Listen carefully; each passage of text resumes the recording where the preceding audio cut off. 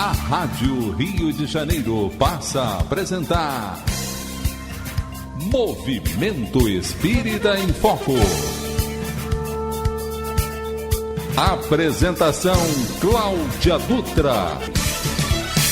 Alô você, amigo e companheiro da Rádio da Fraternidade.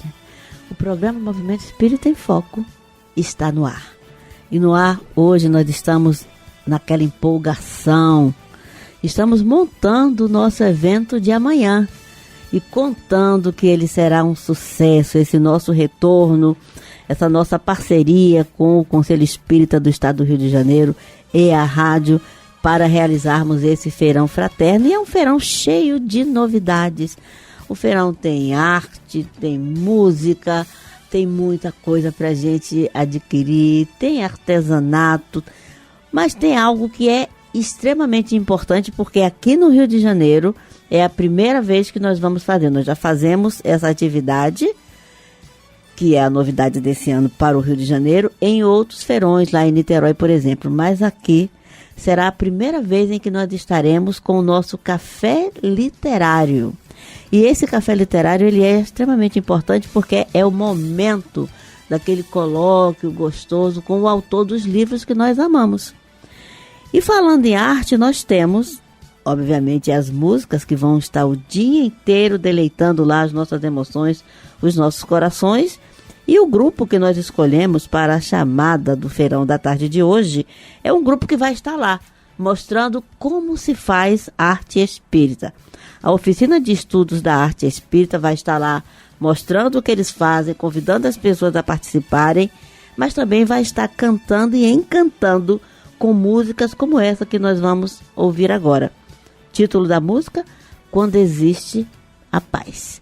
Então eu espero que vocês gostem, porque realmente o trabalho dessa rapaziada é lindo. E tem novidades, hein? Quem for lá vai ficar sabendo em primeira mão das grandes novidades que a Oficina de Estudos da Arte Espírita está preparando para este ano de 2022, para esse retorno às atividades presenciais. Então, não perca não, vai até lá. Nós estamos todos contando com vocês.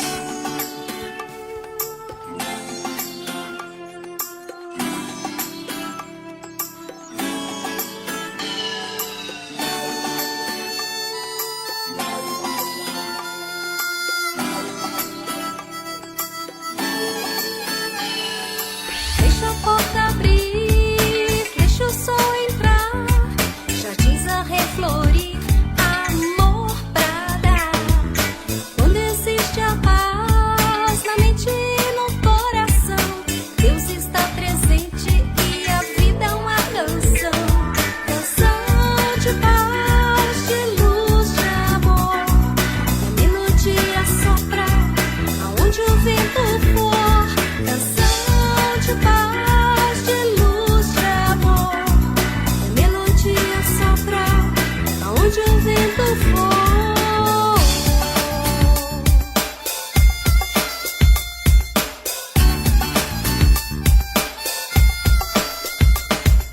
Deixa a porta abrir, deixa o sol entrar, jardins a reflorir, amor pra dar.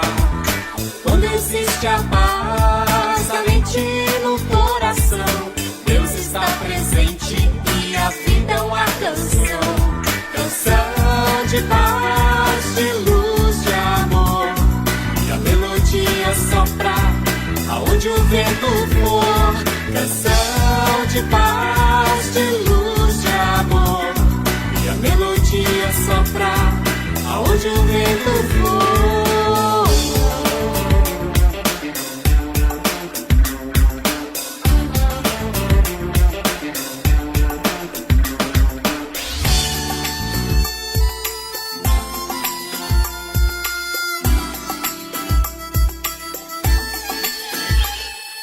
Deixa a porta abrir, deixa o sol entrar, jardins a reflorir, amor pra dar. Quando existe a paz na mente e no coração, Deus está presente e a vida é uma canção. Canção de paz, de luz, de amor. E a melodia sopra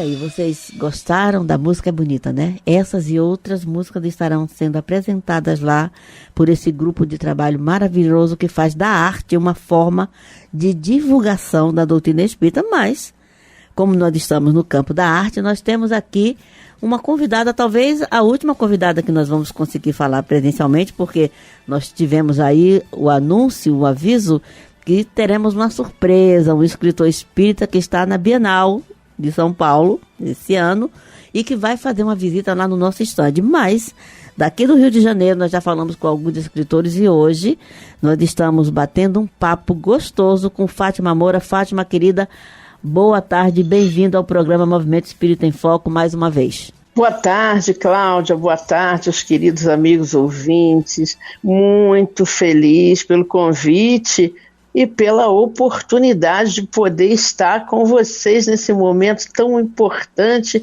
e tão bonito aí para nós, para a arte, para o espiritismo e para a nossa Rádio Rio de Janeiro. Pois é, e assim, quando eu estava colocando o seu nome na listagem do pessoal do Café Literário, eu estava me lembrando do sucesso que foi a última Bienal, porque eu vou à Bienal há muitos anos, mas eu nunca tinha visto tantos estandes de livros espíritas como naquela Bienal de 2019. Foi assim um espetáculo. E você, que já é amiga aqui da Rádio Rio de Janeiro, que nós estamos sempre buscando divulgar o seu trabalho, você foi uma das pessoas que participou, inclusive, do formato híbrido do programa Movimento Espírita em Foco durante o auge da pandemia, porque nós fizemos uma entrevista, né, à distância, que foi num formato. Foi preciso ser criado para que a gente pudesse fazer aquele trabalho, não deixar de ter programas inéditos para os nossos ouvintes. E é sempre bom conversar com você, porque você tem sempre novidades. Então vamos começar aí pelas novidades. Quantos livros, Fátima Moura, escritos até aqui? Minha amiga, estou agraciada aí, né, pelas oportunidades de Deus, dos companheiros espirituais. São 44 livros até o momento. Tem muita coisa no forno ainda para sair, hein? Olha só! E Fátima, você é uma escritora, o último livro que eu li seu, eu fiquei muito impressionada com o título do livro e também com o desenvolvimento da história, porque falar para adolescentes não é fácil. Falar para a juventude não é fácil. Então, qual é a motivação para você desenvolver esse trabalho? Olha só, já são 44 livros. Claro que nem todos têm, né, os mesmos assuntos ali sendo tratados. Mas qual a motivação para a escritora Fátima Moura? Cláudia, eu sempre fui uma pessoa muito curiosa e muito preocupada, né? E não estou falando nem da Fátima espírita, não. Estou falando da Fátima pessoa, da Fátima educadora, né? Fui professora durante muito tempo, trabalhei muito tempo com jovens também, evangelizadora também, hoje em dia não tenho mais tempo, mas evangelizei em casa espírita há muito tempo, mas fiz um trabalho profissional com jovens muito tempo, né? E os jovens sempre me chamaram muito a minha atenção por esse questionamento, né? Esse momento tão intenso que o jovem traz dentro de si. E quando a gente começou a publicar livros, eu comecei a publicar livros para crianças, porque eu estava lá no Leão Denis, e a gente começou a publicar livrinhos para evangelização. Mas aí surgiu, um dia veio a inspiração do primeiro livro. O primeiro livro para jovens foi um livro chamado A Gruta do Mistério, e eu lembro muito bem que o Dr. Herman, através do Altivo Panfiro, lá no Leão Denis, falou para mim: olha, é um novo momento para você. E vai ser muito importante você falar para os jovens, porque muitos desses livros, eles não são assim livros espíritas, doutrinariamente falando, ou seja, dentro daquele espiritismo ortodoxo fechado, né? São mensagens subliminares, né? E que a gente pode estar motivando esse jovem para conhecer um pouco mais, para ele saber que a morte não existe, que a vida não é só isso que a gente tem aqui, que a vida é muito mais. Né? E através desse momento aí, a gente começou a trabalhar para os jovens. A gente tem livro para criança, para jovens e para adultos, mas eu posso dizer a você que no momento o nosso trabalho está muito mais focado no jovem, né? É isso, a questão de escrever para criança é um ato muito interessante por parte dos escritores, porque a criança, ela é muito do imediato, né? Ela precisa de ter atuação imediata naquilo que é foco de interesse para ela. E as evangelizações, elas foram evoluindo ao longo dos anos para atender essa questão imediata da criança, trabalhando-a para que lá na frente, quando ela vai ficando um pouquinho mais velha, ela possa ter uma noção do que é essa construção de estarmos aqui encarnados, de estarmos vivendo experiências com papai, mamãe, vovó, de estarmos vivendo a experiência de uma religiosidade que nos está sendo apresentada, que a evangelização tem muito esse papel, né, de apresentar esse mote religioso para a criança. E então, quando você começou a escrever para a criança, o que é que você estava buscando dizer para aquela criança naquele momento em que você, como disse o Altivo Panfiro, estava vivendo uma experiência nova?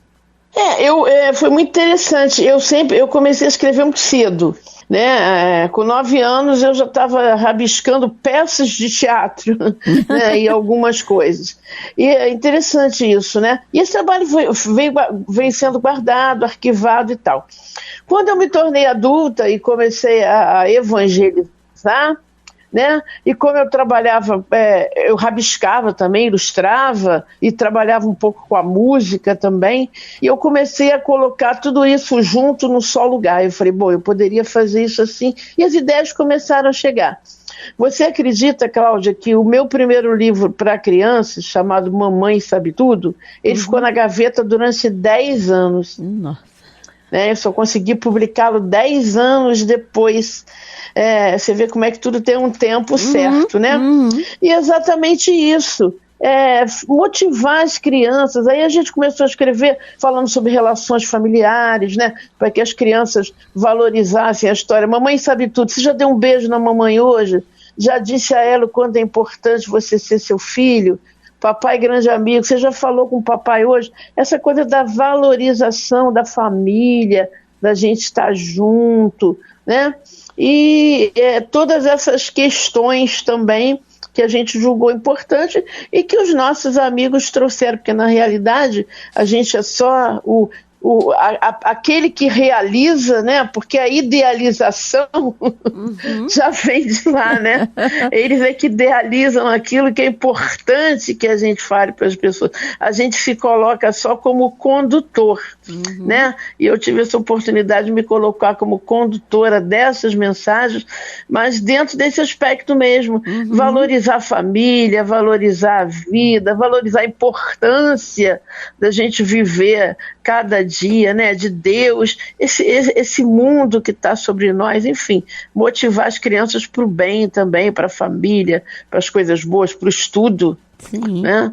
Isso é bem importante. Você falou que o livro ficou 10 anos na gaveta. Se ele tivesse ficado 20 anos... 10 anos. Se ele tivesse sido publicado agora, eu vou te dizer que ele estaria sendo atual, porque pela forma que você colocou aí, o que o livro traz para essa criança no trabalho de evangelização, o trabalho de evangelização, ele evoluiu um pouco devagar, no sentido de entender quem era aquela criança que estava sendo evangelizada, né? A gente que já está aí na estrada há muito tempo, frequenta a Casa Espírita há muitos anos, 20 e poucos, 30 anos, a gente percebe a diferença daquela criança que ia lá atrás para a sala de evangelização dos anos, né, dos anos 80, e a criança, né, de 2, 3 décadas depois, que é uma criança diferenciada. Hoje em dia, você não pode criar uma idealização para a criança que está exposta, né, e sendo encharcada de informações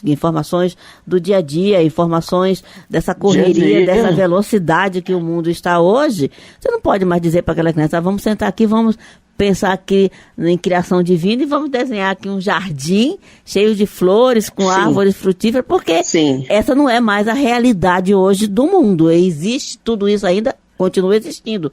A criação é uma obra perfeita, mas a criança ela está sendo encharcada de outro tipo de informação.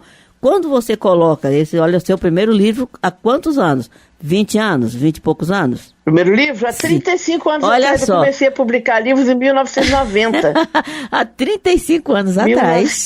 35 anos. 32, né? Exatamente. Você já estava pegando essa geração dos anos 90, que já era uma geração que estava começando a flertar aí com a internet. Já era uma criança que papai ou mamãe tinha, às vezes, um computador em casa, que já via algumas informações, que entendia os jogos virtuais, entendia até mais do que a gente, né? Que a gente ficava ali na frente do computador sem saber o que fazer, e eles rapidinho pegavam ali como é que funcionava e fazia. E você estava colocando essa Mamãe Sabe Tudo não como aquele ente intocável, supremo, que realmente sabe tudo, mas aquele ente que veio no esforço de orientar. Com certeza, orientador. Você veja que coisa boa, Cláudia, o que tudo isso me trouxe também. Quando eu comecei a publicar livros, a minha formação era no campo da comunicação, né, que eu tinha feito jornalismo e tinha feito, estava estudando também, tinha feito filosofia. Aí, quando eu comecei a publicar livros, eu falei, não, Fátima, preciso entender um pouco mais como é que isso funciona, exatamente tomando para mim as suas palavras, né? Como é que isso funciona? Como é que uma criança aprende? Como é que um jovem aprende? Aí eu fui fazer pedagogia, aí eu me enveredei pelo caminho da educação. Sim. Né? Eu fui fazer pedagogia, e segui na psicopedagogia. E isso me abriu novos horizontes para trabalhar exatamente como você está me dizendo. Como é que eu vou falar com essa criança dentro da realidade dela? Né? Como é que eu vou atingir essa criança dentro da realidade dela? E a gente, dentro desse processo, a gente tem um livro que está na editora M, que já teve, assim, acho que 15 reedições. É um livro chamado Criança Quer Saber, onde a criança aprende doutrina espírita brincando. Sim. Ou seja, através de palavras cruzadas, através de brincando de escritor, eu começo a história, a criança termina, enfim... o quebra-cabeça das virtudes, onde a criança vai, recorta e começa a trabalhar aquelas palavras importantes para o nosso desenvolvimento, né? Eu digo para o nosso, porque nós estamos nos auto-evangelizando a cada dia, né, Cláudia? Nosso retorno talvez seja um pouquinho melhor, né? Porque a gente está aqui vendo essa construção se erguendo, né? Da Terra em direção ao plano espiritual, e aí... com todos os nossos tropeços e equívocos e erros, de uma certa forma, estamos encharcados dessa informação. Sim. A criança que chega, isso é bem importante, por isso que é tão legal a gente falar e valorizar a questão da literatura infantil, porque a criança, ela chega com uma gama de informações, ainda que essa informação esteja latente nela, precise, né, ser despertada, mas ela chega com uma gama de informações que faz com que ela perceba as coisas muito rápido.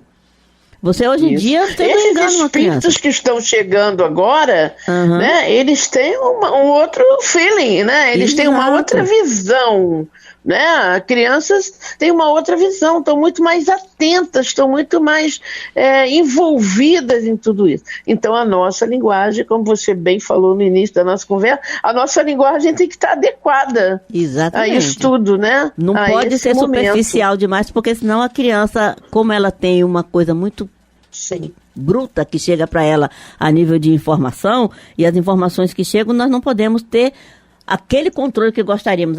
Até um tempo atrás a gente dizia, ai, papai, mamãe, você vai ter que controlar o que a tua criança está vendo na internet, vai ter que controlar o que ela está assistindo na TV. Sim, nós temos que controlar. Tem coisas que não são adequadas ao entendimento infantil, então nós temos que dizer, olha, esse canal você pode assistir, essa programação você pode assistir, aquela outra você precisa, né, ter um pouquinho mais de maturidade, explicar o que é essa maturidade. Porque não adianta você dizer para a criança algo que é evolução interna dela, e você dizer uma palavra não significa nada para ela, explicar para ela o que é. E a mesma coisa com relação à literatura. E como a literatura infantil, ela tem muitas imagens, né?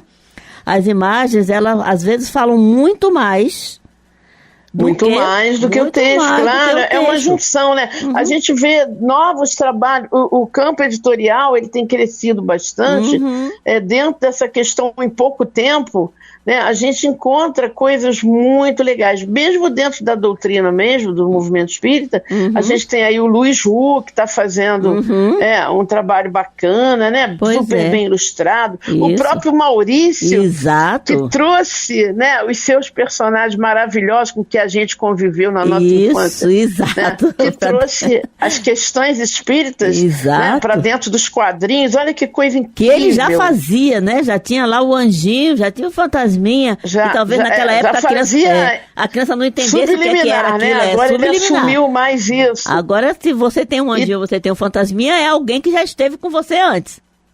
Ou esteve por aqui, né? Sim. E tem sido muito bacana, né? Sim. E a gente tem procurado também trazer isso através de jogos, né? Eu coloco nos livros, o nosso livro Jovem que é a Resposta, que é um livro que a gente trabalha para pré-adolescente, não mais criancinha, mas jovens a partir de 12 anos, a gente coloca atividade no mundo do conhecimento, onde todo mundo pode aprender doutrina espírita brincando, todo mundo joga junto. Então, são perguntas, você espalha aquela atividade sobre a mesa, e ao mesmo tempo que você vai aprendendo aquilo, você vai interagindo com a família, você vai estar aproveitando aqueles momentos de estar junto, né? Então é isso que a gente pensou em fazer também, e graças a Deus tem dado certo. Tá dando certo, sim, porque e sei que daqui para frente a gente vai ser evoluir orientado para melhorar cada vez mais, né? Porque a evolução é contínua, né? Isso, e finalmente nós estamos fazendo algo que estava lá no Evangelho, que passava meio que batido na nossa intenção de aprendizado, que era aquela questão que Jesus evangelizava a família, né? Quando na educação, né, mais antiga, daqueles que estavam com ele ali, dizia, a criança vai perturbar o mestre, o que é que ele falou? Não, deixa que venha a mim, porque a criança, junto com o adulto, ela vai aprender. Tanto é a prova disso que... Não adianta você levar o teu filho para a evangelização e você não se atentar por tudo aquilo que ele está ali aprendendo, não é? Então é um trabalho conjunto, coletivo. É assim que realmente a coisa funciona de maneira adequada. E é isso que a gente está procurando passar nos livros também, para crianças, para jovens, para adolescentes. Perfeito. Ao longo do tempo. Isso é ótimo, Fátima. E agora, quando a gente começar nosso bate-papo aqui no segundo bloco, nós vamos nos atentar aí a essa questão do adulto em si. Nós já falamos bastante sobre a literatura de criança e do adolescente. E você, amigo ouvinte, que está aí nos acompanhando nesta tarde de expectativa, porque a expectativa é grande. Imagina, nós estamos chutando duas instituições que têm como missão, né? O SERJ tem a missão de orientar e colaborar e dar suporte às instituições, né, espíritas do Estado do Rio de Janeiro, e nós aqui na rádio somos os divulgadores, somos a voz dessa doutrina levada hoje para o mundo, não só para o Rio de Janeiro, não só para o Brasil, mas para o mundo. O mundo está nos ouvindo. Então, são duas instituições que têm objetivos semelhantes, atuando em espaços diferenciados. E está se juntando pela primeira vez para fazer uma atividade junto, até porque esse retorno, amigo ouvinte, não está sendo fácil. Então, você que está nos acompanhando na tarde de hoje, né, não saia daí não. Nós estamos conversando com essa grande escritora Fátima Moura, são 44 livros escritos e vai estar lá conosco no nosso café literário, batendo papo com muita honra, tirando a dúvida. Então nós vamos para um pequeno intervalinho comercial que passa rapidinho e nós voltamos já já. Não saia daí que nós estamos contando com você. Você está ouvindo Movimento Espírita em Foco. Apresentação Cláudia Dutra.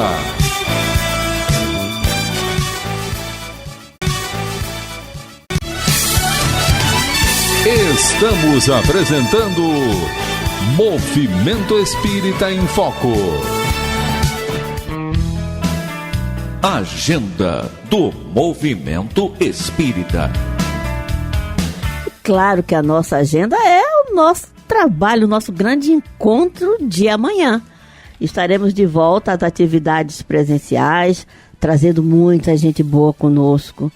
É uma parceria entre o Conselho Espírita do Estado do Rio de Janeiro e a Rádio Rio de Janeiro, nesse Feirão Fraterno, onde nós vamos ter muita música, literatura, atividades que as casas espíritas realizam e vão estar apresentando ao público. As casas estão voltando com dificuldade, igual nós todos estamos tendo, porque não vai ser tão fácil assim nós retornarmos às atividades, e mesmo quando elas estiverem a pleno vapor, que ainda não estão, hoje em dia a nossa realidade é diferente, mas coisas boas nos impulsionam e nos ajudam a ir para frente, como a música, por exemplo. A música fala a nossa emoção, a música fala ao nosso discernimento, ao nosso raciocínio, e nós trouxemos aqui no Agenda para fazer o convite para estar conosco amanhã, durante todo o dia terá música no feirão, o Santana Marran. Santana é um grande companheiro, um bom companheiro do movimento espírita, um grande compositor, um músico excelente. Nós conhecemos Santana há 3 ou 4 anos atrás, num dos últimos eventos presenciais, que foi um evento que o movimento espírita de Mesquita fez para a Rádio Rio de Janeiro. E qual não foi a nossa surpresa quando esse rapaz subiu no palco cheio de entusiasmo e começou a cantar, e ali nós vimos que a espiritualidade está sempre e constantemente nos alimentando com coisas novas. Por isso, nós damos as nossas boas-vindas a Santana Marran. Santana, boa tarde, querido. Boa tarde a todos. Santana, faz aí o teu convite, fala aí dessa experiência que você vai ter, que eu acho que para você é uma experiência nova, acho que você nunca participou de feirão, né? De estar lá brilhantando essa atividade que vai durar das 9 às 5 da tarde para esse público que está ávido desse retorno. Nossa, como eu estou assim, desejoso disso, porque nós precisamos, o espírita tem essa coisa de abraçar, de estar junto, cantar junto. E aí esse feirão fraterno vai ser maravilhoso. Então, a todos que estão nos ouvindo, sábado, dia 9, por favor, compareçam de 9 da manhã às 17 horas. Isso. Eu vou me apresentar meio-dia, de meio-dia a meio-dia e 40, 1 hora por aí. Então, mas tem outros tantos artistas cantando e fazendo essa atividade aí e vários outros tipos de artes, né? Uhum. Vamos estar lá. Santana, olha, vai ser muito bom a sua presença, vai ser ótimo. A gente está tentando trazer pessoas de todos os espaços espíritas do Estado do Rio de Janeiro, da cidade do Rio de Janeiro, porque essa arte, gente, que toca tanto os nossos corações, ela existe pululando aí nas instituições, nos conselhos, e aí é preciso que a gente vá mostrando, é preciso que a gente vá falando para que todos se tornem conhecidos. Então, em nome do Conselho Espírita do Estado do Rio de Janeiro e em nome da Rádio Rio de Janeiro, nós agradecemos já antecipadamente a você a disponibilidade. Vamos nos ver amanhã e vai ser muito bom. Com toda certeza. Eu convido, então, o pessoal de Padre Miguel e aqui das regiões aqui mais próximas para irem lá no Maracanã, no Abrigo Fraterno Teresa de Jesus. Isso. Vamos todos estar lá cantando. Com certeza, meu amigo. Até amanhã e a gente vai se ver e vai ser muito bom. Vamos cantar lá, então, assim, ó. Você já reparou como tudo que Deus fez é perfeito? Você já reparou como tudo que Deus fez é bonito? É isso aí. É isso aí. Um grande abraço, meu amigo, e até amanhã. Fiquem com Deus. E claro, vocês estão vendo que a coisa vai ferver, né? Estamos numa ansiedade que vocês nem imaginam. Depois de mais de 20 anos de atividade de feirões, essa está parecendo ser a primeira vez, porque realmente é uma superação. Uma superação não é só nossa, não. Essa superação é da humanidade. Essa superação é a vitória da ciência a serviço de Deus para preservar essa humanidade, que a gente vai aprendendo, vai se desconstruindo e reconstruindo um caminho novo, mas estaremos todos juntos. Mas nós estávamos conversando aqui com a nossa convidada Fátima Moura, que vai estar lá. A Fátima não está só representando ela não, tá, gente? A Fátima faz parte do MAP, que é o Movimento de Amor ao Próximo, e o MAP também está conosco amanhã. Por isso nós vamos agora bater um papo com Fátima para a gente conversar um pouquinho. Ela já falou bastante sobre a literatura infantil. Nós vamos conversar um pouquinho sobre os livros que são escritos para adultos, mas principalmente o que estão sendo escritos para a juventude. Fátima? Oi, Cláudia. Oi, estamos aqui, nossa, torcendo, curtindo, ansiosos por esse momento tão importante, né? Pois que vai ser esse feirão aí, que vai levar alegria e luz para todos nós, encarnados, desencarnados, para toda essa humanidade nesse momento tão carente de boas vibrações. Exatamente. De amor. Olha a importância de um evento dessa natureza, né? E por falar em importância, nós já conversamos bastante sobre a literatura infantil, mas você me disse também que você escreve para adulto. Daqui a pouco a gente fala sobre os adolescentes, que adolescente já é um capítulo bem especial.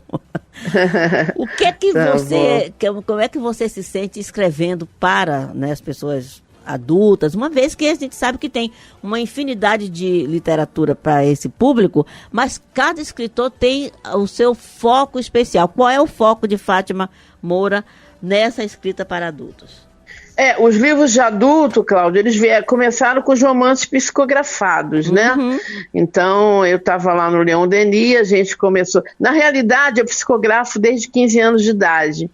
Só que, na época, eu trabalhava com uma coisa mais voltada, assim, dentro da casa espírita, menina, jovem, trabalhando mediunidade, e eu trabalhava mais voltada para a saúde, né? Era um preparo para que a gente viesse fazer esses livros no futuro. Então, mais tarde, eu já estava no Leon Denis, a gente publicou o nosso primeiro livro psicografado, que foi um livro chamado Vencendo as Barreiras do Infinito. E através daí o companheiro que começou a trabalhar com a gente, que é o Glauco Merradier, existem outros companheiros também, vieram nos trazendo outros romances. Qual é a importância disso tudo? A importância de um romance, não é, Cláudia? Você pode trabalhar isso não só para uma pessoa espírita, para dentro de um movimento fechado, mas o romance é um trabalho que pode atingir outras pessoas simpatizantes, pessoas que nunca tomaram conhecimento com a doutrina, e através daquela história, de um romance, de uma história de vida, a pessoa começa a se interessar para descobrir e entender mais um pouquinho. Eu acho que esse é um momento muito especial para essa questão da literatura espírita. Por quê? Nós estávamos habituados, até 2020, a fazer doutrina espírita, a fazer movimento espírita, todo mundo junto ali na casa, nas atividades, um conversava com o outro. De repente, nós perdemos aquele contato, porque quando nós estamos trocando com outra pessoa, o olhar da pessoa, o sorriso, o toque, às vezes nos ajuda muito nesse entendimento daquilo que está sendo ali falado, daquilo que está sendo exposto. Aí, de repente, não tinha mais isso. Nós tivemos que ficar afastados, né, das pessoas. Né? Alguns de nós realmente ficou literalmente sozinho em casa. Eu sou um exemplo disso. Morando sozinha, fiquei sozinha em casa durante um bom tempo. E aí o livro, que já era uma companhia, se tornou imprescindível. E essa companhia imprescindível, né, ela, para essas pessoas que você citou aí, para esse público que é enorme, que não necessariamente frequentava uma casa espírita, mas que já tinha ouvido falar, afinal de contas, de uns anos para cá, falar de doutrina espírita virou um pouco quase que moda, né? Todo mundo foi em cima desse veio, claro. Porque o homem... séries, né? O tempo todo. O homem quer resposta, o ser humano que raciocina, que pensa, ele quer respostas. E não que seja exatamente a resposta que cada pessoa busca, mas já é uma resposta muito mais palpável do que talvez de outras filosofias. Então, o livro se tornou imprescindível para isso.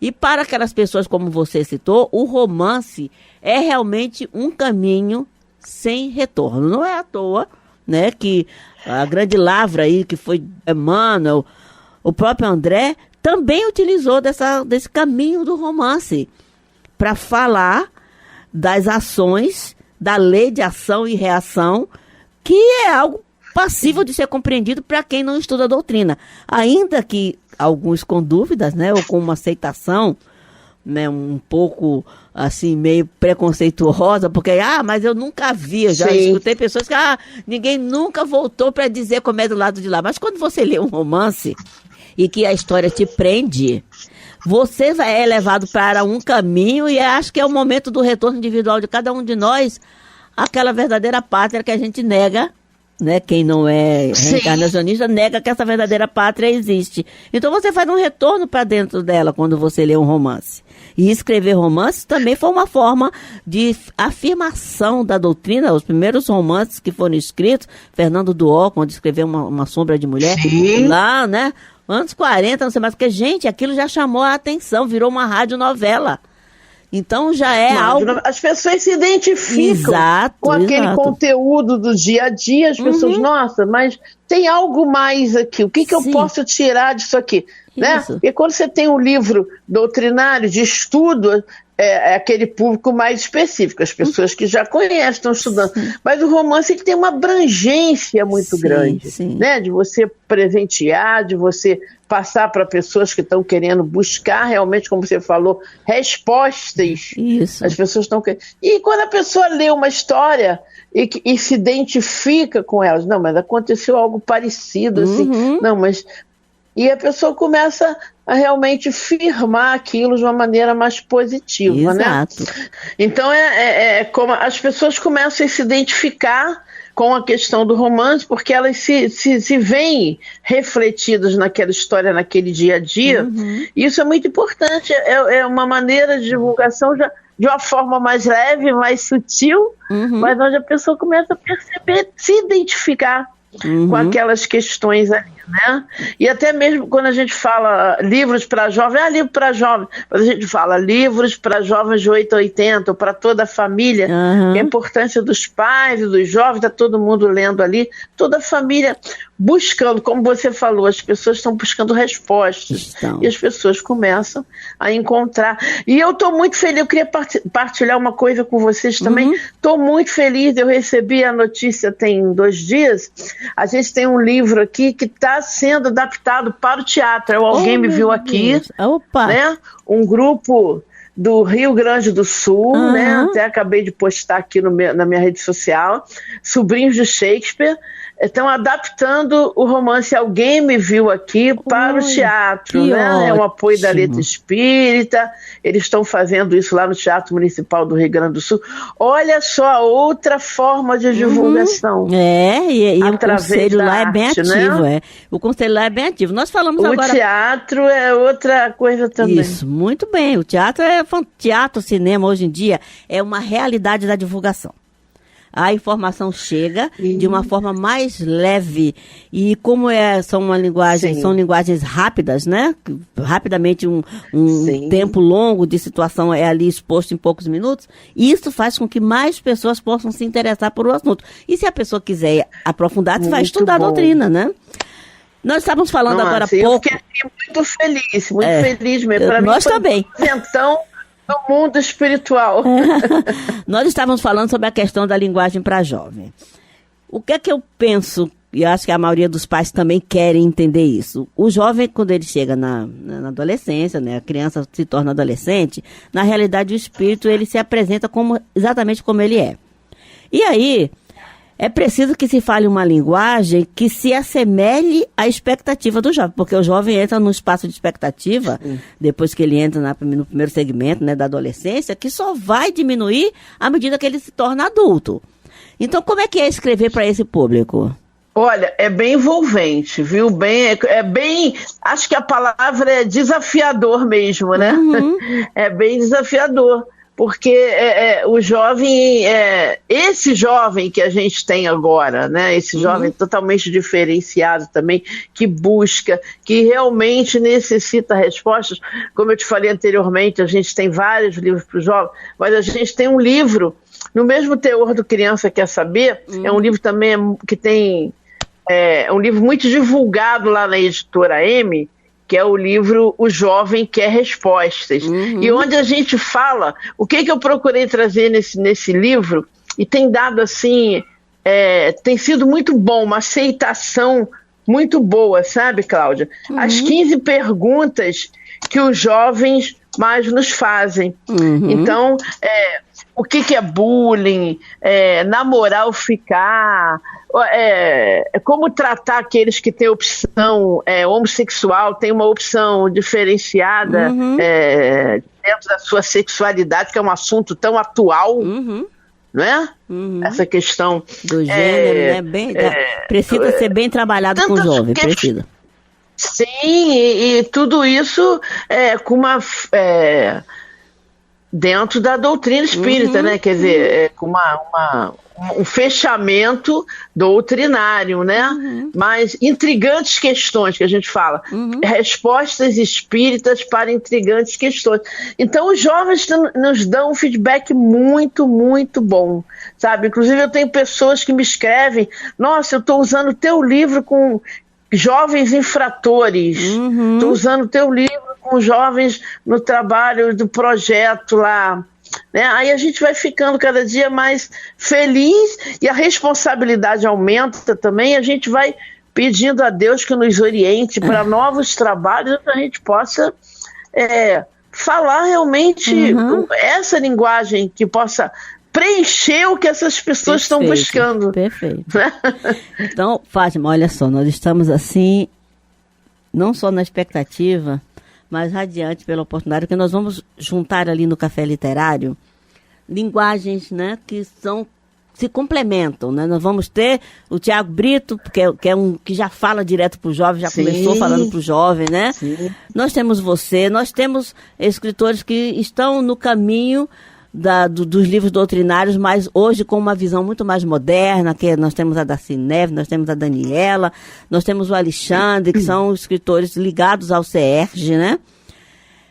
Desculpa, estão me corrigindo aqui que o nome da menina não é Daniela, não, é Denise, e eu cismei com isso, tá? Eu acho que no dia lá eu vou estar chamando a menina de Daniela. Vou ter que escrever na mão, sabe aquela colinha na mão? Não é Daniela, é Denise. Tem que ter uma colinha. Eu cismei com isso de chamar a moça pelo nome diferente, mas tudo bem. Então nós temos esses escritores que estarão ali para atender esse público. Coisa boa. Você que é leitor, você que gosta de conversar com os escritores, você que quer, né, de uma forma diferente, de repente, até presentear alguém com um livro, dizer, olha só, o escritor colocou aqui um autógrafo para você, o livro foi dedicado a você. Isso tudo vai ser muito bom. E essa questão do Café Literário foi uma experiência que nós testamos há alguns anos atrás, que funcionou muito bem, inclusive quando o Luiz Rivas acabou de escrever o último livro daquela lavra dele lá com o Maurício de Souza, ele estava aqui no Rio de Janeiro e a gente levou o Luiz, o pessoal quase engoliu o Luiz lá. Bacana, porque ele é uma pessoa, ele é uma pessoa muito dada, muito tranquila e que fez um trabalho muito bonito com personagens que já têm 50 anos. E que continua encantando, a turma da Mônica continua encantando até hoje. Então ele fez um trabalho lindo com relação a esse material, e assim como todos vocês que estarão lá conosco. Então nós estamos, assim, nessa expectativa das pessoas do Rio de Janeiro que nunca participaram dessa atividade dentro do feirão, de estarem lá. Nós estamos convidando vocês para esse Café Literário, é o que o nome está dizendo, tá, Fátima? É um cafezinho literário lá, e nós estamos contando com você. Fátima vai estar conosco desde o horário da manhã. Os outros escritores vão se revezando, mas nós estamos muito felizes por ter tido essa oportunidade, por ter passado por essa aflição, mas sem perder a confiança e sem perder a fé desses últimos 2 anos, e saber que nós agora precisamos nos esforçar para fazer esse retorno, né? Isso aí, para recuperar esse tempo, quer dizer, de alguma maneira, né, recuperar esse tempo do presencial, porque o trabalho nunca para, né, o trabalho nunca parou. E dentro dessa nova motivação das pessoas, da arte, do bem, dos livros, do teatro, da música, e para que as pessoas possam aproveitar esse momento tão especial, que eu tenho certeza que será o Feirão Fraterno do dia 9, né? Todo mundo convidado para esse evento maravilhoso, e a gente também já está aqui com o coração assim, apertadinho, esperando o momento, ansioso, né? Para estar lá com as pessoas, abraçar todo mundo, trocar experiências, e a beleza que tudo isso tem, né? Desse momento de integração é super importante. Vai ser muito bom, minha amiga, estou felicíssima de você ter podido aceitar o nosso convite. Nós vamos estar lá, nós vamos poder conversar com as pessoas. Quem for ao feirão vai passar um dia ótimo na companhia de seus pares, vai poder ver coisas novas e vai poder matar essa saudade que a gente estava de olhar para o outro, de sorrir para o outro, dentro das normas de segurança. As pessoas podem ir de máscara. Nós teremos álcool em gel espalhado lá por todo o espaço do feirão para poder as pessoas higienizarem suas mãos, e com tranquilidade, com respeito, com carinho, com amor ao próximo, nós vamos fazer um evento bonito. Então, que maravilha. Amanhã a gente se vê lá, tá? Vai aí a nossa gratidão, o nosso carinho, e claro, depois do evento nós vamos começar a trazer vocês de volta aqui, que estão trabalhando. Olha essa experiência nova que você vai ter de ter um livro teu, né, transformado em peça de teatro. É muito bom, a gente precisa contar para o público, e tomara que as pessoas copiem e tragam para cá, né? Saiam lá do Rio Grande do Sul e tragam para cá também, para o nosso eixo aqui do Rio de Janeiro, para ficar muito bom. Venham para o Rio. Tá certo, meu amor, olha, um grande carinho por você, nossa gratidão, e todos nós, Fátima e todos nós aqui da rádio, vamos nos ver amanhã. E para você, ouvinte amigo, fica aí o nosso abraço, a nossa gratidão e o nosso convite para nos vermos amanhã. Muita paz a todos.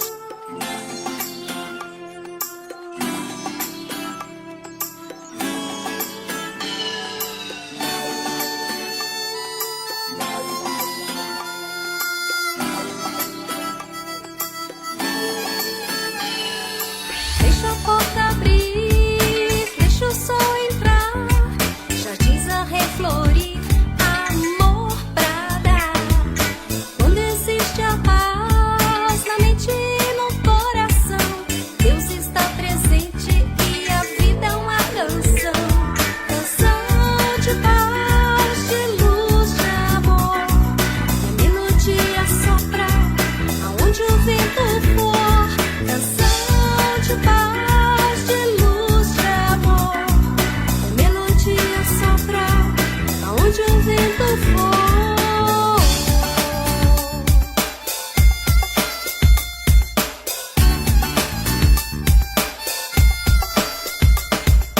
Deixa a porta abrir, deixa o sol entrar, jardins a reflorir, amor pra dar.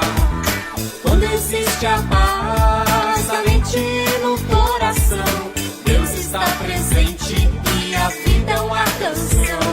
Canção de paz, de luz, de amor, e a melodia soprar aonde o vento for. Canção de paz, de luz, de amor, e a melodia soprar aonde o vento for.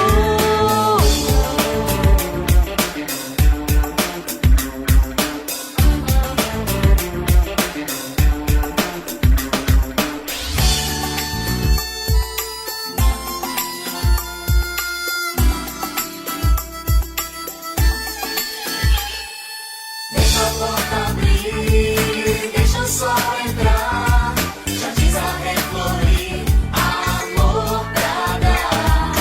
Quando existe a paz, a mente no coração, Deus está presente e a vida é uma canção. Canção de paz, de luz, de amor, e a melodia soprar aonde o vento for. Canção de paz, de luz, de amor, e a melodia soprar aonde o vento for.